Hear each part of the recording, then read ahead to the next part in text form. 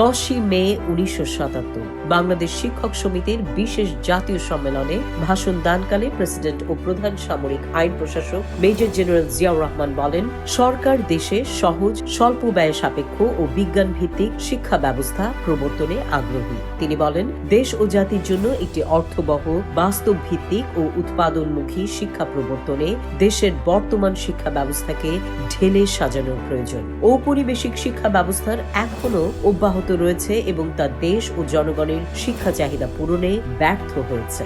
সব রকম ঔপনিবেশিক মানসিকতা মুছে ফেলার জন্য শিক্ষক সমাজের প্রতি আহ্বান জানান প্রেসিডেন্ট।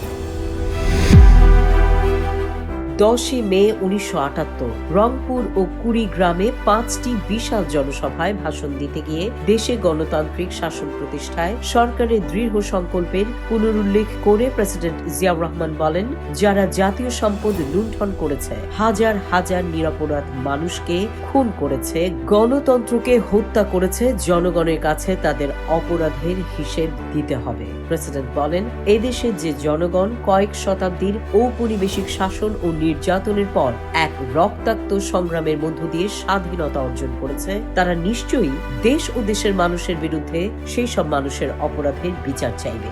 জনগণকে সতর্ক করে দিয়ে তিনি বলেন, গণবিরোধী ও গণতন্ত্র বিরোধী আওয়ামী বাকশালীরা আবার গণতান্ত্রিক প্রক্রিয়াকে ভণ্ডুল করার চেষ্টা করছে। প্রেসিডেন্ট জিয়া বলেন, 1975 সালের নভেম্বরে দেশের মানুষ আমাকে ক্ষমতা দিয়েছে। চিহ্নিত শত্রুদের ষড়যন্ত্র সত্ত্বেও দেশে গণতন্ত্র প্রতিষ্ঠার জন্য আমি আমার সাধ্যমতো চেষ্টা করছি। দেশে গণতান্ত্রিক শাসন প্রতিষ্ঠার মাধ্যমে আমি দেশকে তার অগ্রগতি ও স্বনির্ভরতার কাঙ্ক্ষিত লক্ষ্যে এগিয়ে নিতে চাই। 10 মে 1980 বেলগ্রেড সফররত প্রেসিডেন্ট জিয়াউর রহমানের সঙ্গে সাক্ষাৎ করেন কিউবার পররাষ্ট্রমন্ত্রী।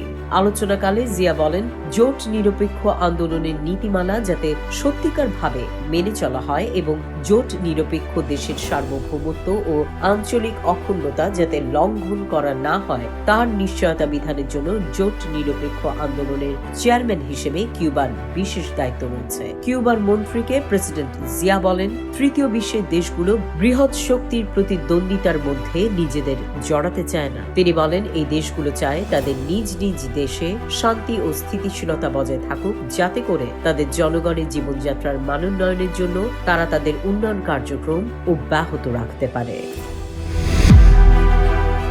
10 মে 1980 প্রেসিডেন্ট জিয়াউর রহমানের উদ্যোগ ও আগ্রহে আগামী বছরের মধ্যে শেরেবাংলা নগরস্থ নতুন পার্লামেন্ট ভবনের নির্মাণ কাজ শেষ হতে যাচ্ছে।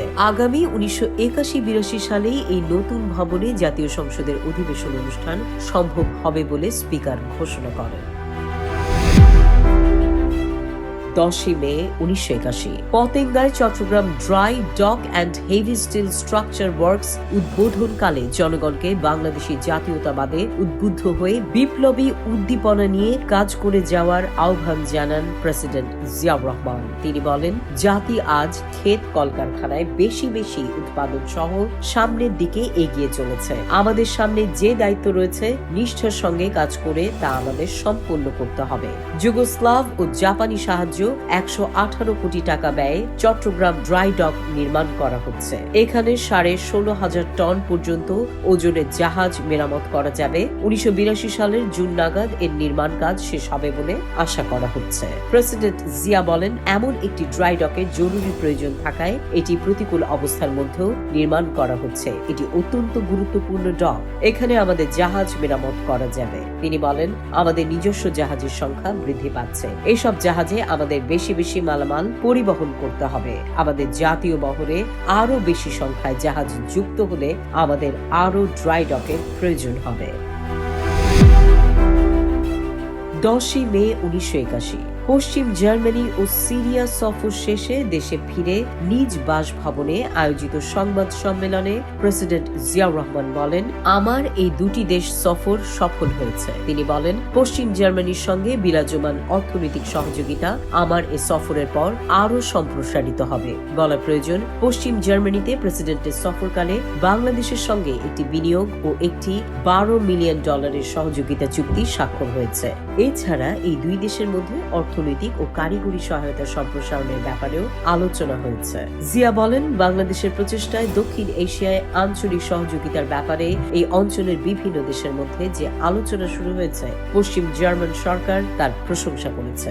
সিরিয়া সফরকালে দেশটির প্রেসিডেন্ট হাফিজ আল আসাদের সঙ্গে বৈঠকের কথা উল্লেখ করে প্রেসিডেন্ট বলেন, মধ্যপ্রাচ্য ইস্যু সহ নানা গুরুত্বপূর্ণ বিষয় নিয়ে আমরা কথা বলেছি। অনেক সমস্যার ব্যাপারে আমাদের দুই দেশের মতামত একই রকম।